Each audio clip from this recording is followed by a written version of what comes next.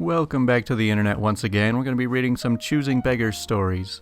For those of you that only watch my Reddit stories videos, I would highly recommend you check out some of my non-r/ videos because some of those are actually even more entertaining than these stories. Like the one I made yesterday about the strange comics.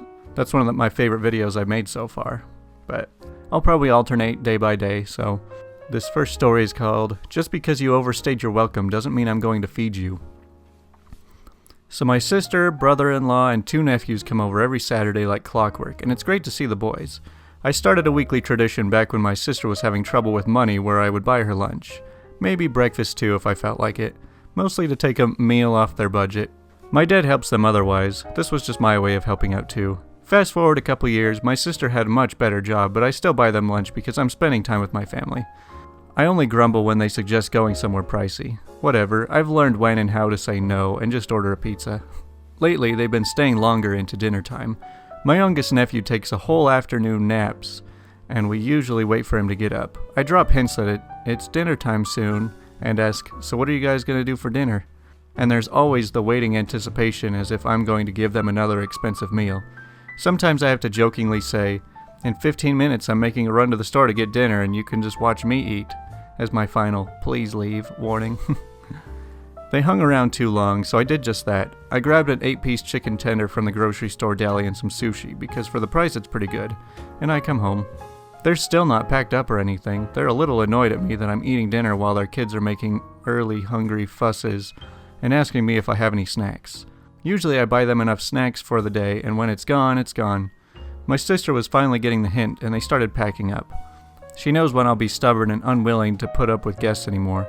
Too bad my brother-in-law can't take a hint. Well, it's getting pretty late and we aren't going to have time to make dinner for the kids with our drive home. Could you, order a pizza for us and have it delivered to our house? That way it can arrive when we get there. Nope. I only pay for meals when I get to share the family experience. I've been dropping get out of my house hints for 2 hours. Not my fault you tried to stay, so I'd feel obligated to feed you. Thankfully, my sister is not a choosing beggar and tried to explain to her husband what he's doing wrong. He tries to joke about how cheap I am sometimes, and every time he does, I prove to him how cheap I am.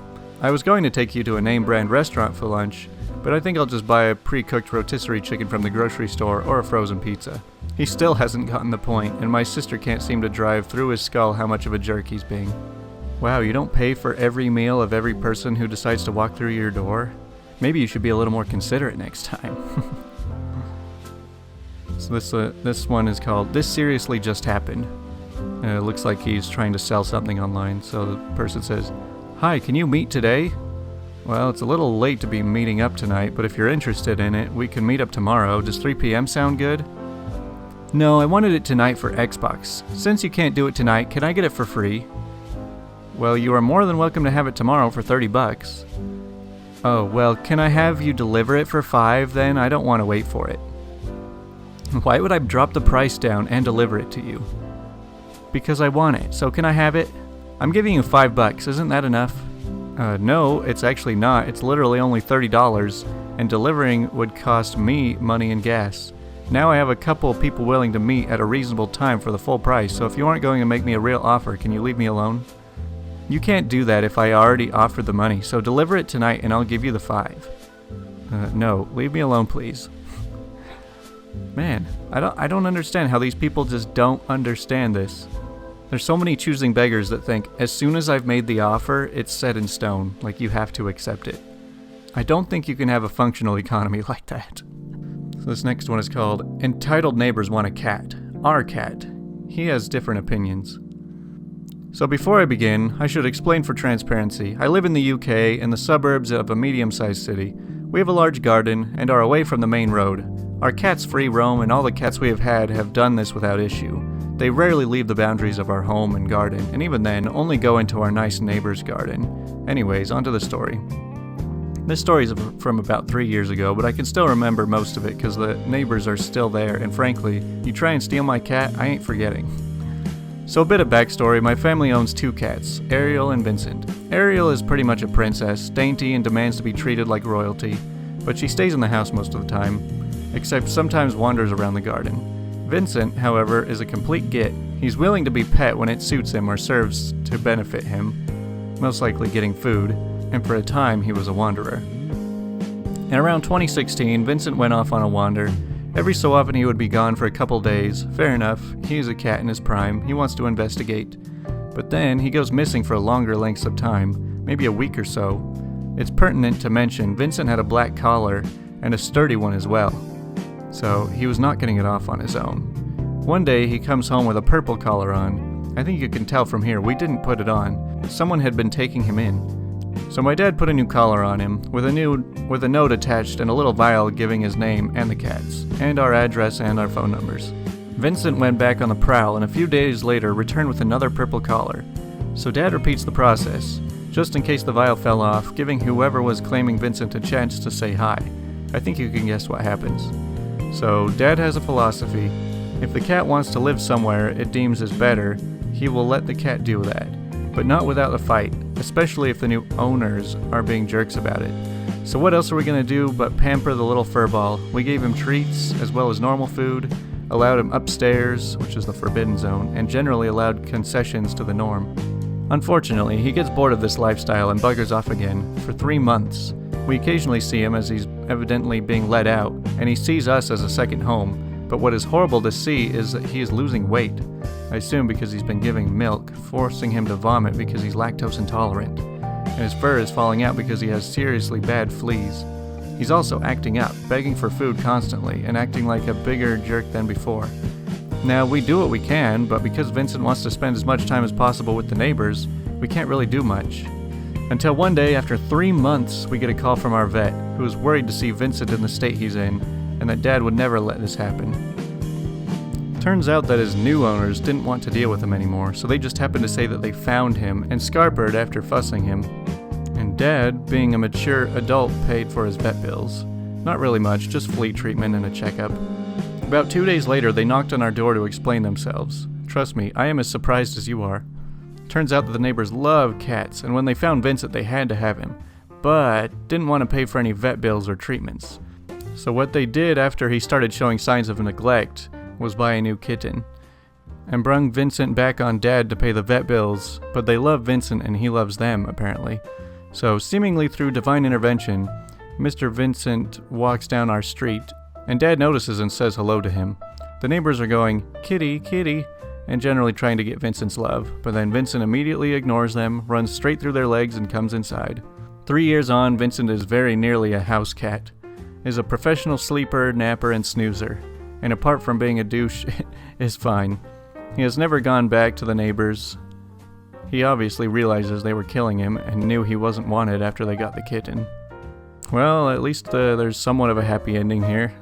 It's kind of a jerk that the neighbors try to steal the cat and then give him back just so you can pay the vet bills and then try to take the cat back again. It's kind of messed up. And here's a short text conversation called, "How's your giveaway going to feed my family if you're not giving out money? Hi, I love your giveaway idea, but I think you should give out the cost of the painting to the winner. Your art is cool, but like someone like me is not really interested in getting a piece of painting. You'll get a lot more attention this way too. You're asking me to offer cash instead? Basically, I mean, what am I supposed to do with a painting? Plus, if you're giving away the painting, you're already losing money. Might as well just offer to give out the money. You can even send it through MoneyGram or Gift Rocket. Sorry you feel that way, but I'm not going to give away cash. Hope you find another giveaway that fits your requirements." Well, your loss. I'm not even going to follow you or enter your stupid contest. Cool. F you, how are people supposed to feed their family with a piece of your crappy art? I don't know, maybe get a job? How about maybe put a good giveaway where you actually give out the thing people want? F off, I'm blocking you. What? So he finds somebody giving away their art, and then he complains that they should just be giving away the money instead? Man, people get the weirdest ideas. This one is called, "Your gift to our wedding wasn't enough money."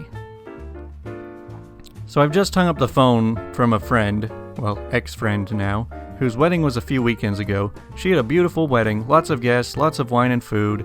There were even fireworks when she and her new hubby left to go on their honeymoon. She was ringing people, thanking them for coming to the wedding. Aw, sweet, right? Wrong. She told me that the cost of having my husband and I at her wedding was far more than the miserly gift we gave her. So I tell her that we gave them $200 cash and a small designer candle that was $75. I was thinking perhaps maybe somebody stole the card with the cash. My friend had always been a bit quick to judge and can be tone-deaf rude, but she has a good heart. She says to me that it wasn't enough and the venue was charging $250 per head, so I owed her another $300 cash. At first I'm like, oh, she's being sarcastic and just joking, but she was serious. She didn't consider the candle a real gift because she can't do anything with it, and it wasn't the big one that she wanted. The bigger candle was $150. For real, I let her nag me for 5 minutes because I was speechless. I still am. I think it's funny that these people, put on big expensive weddings and then it's like they're selling tickets to their own wedding. Whenever they try and charge all of the guests the cost that it, goes into putting on the wedding, it's like, if you don't want to lose a bunch of money on a big wedding, then don't spend a bunch of money on a big wedding. Don't expect all of your guests to pay for it. That's kind of on you. And to the final story, called Social Media Influencer Walks Into a Retail Store. So my brother works at a retail store chain in the UK. His shop sells stationery and office supplies. For your information, it's a national chain. So this lady walks in. He said she was about 30 and dressed like Honey G, with snapbacks, etc. She got to the till and said something along the lines of, "I want these for free." My brother says, wait, what? "I'm an influencer. I have over 7,000 followers on Instagram, and I want you to give me this stuff for free." My brother says, "Sorry, we can't do that. But I can help promote your brand." Some person my brother has never heard of has 1 million followers and follows me. My brother, thinking this must be a joke, "It isn't my brand. Also, this is a national chain. I don't think they need your 7,000 followers. If you need this stuff, you'll have to buy it." The crazy thing was, it was basically crap, like a notebook and pens. Some people really do try their luck. Oh my gosh, this kind of thing happens so much, especially to, I know of a few people who own recording studios for, musicians, and all the time they get people that are just like, "I can't pay you now, but once I go big and famous, I'll pay the bill then, and I'll even give you a whole bunch of exposure." I mean, anytime somebody tries to throw something like that at you, you just gotta say, "No, you pay for it right now. I'm not making any weird deals. I'm not trying to sponsor you." I mean, unless you're wanting to sponsor somebody, this is kind of a stupid tactic. Anyways, that's all for the Choosing Beggars today. Like I said, try and check out some of my non-storytelling videos because the internet is full of a lot more interesting things than stories people tell. Anyways, thanks for watching.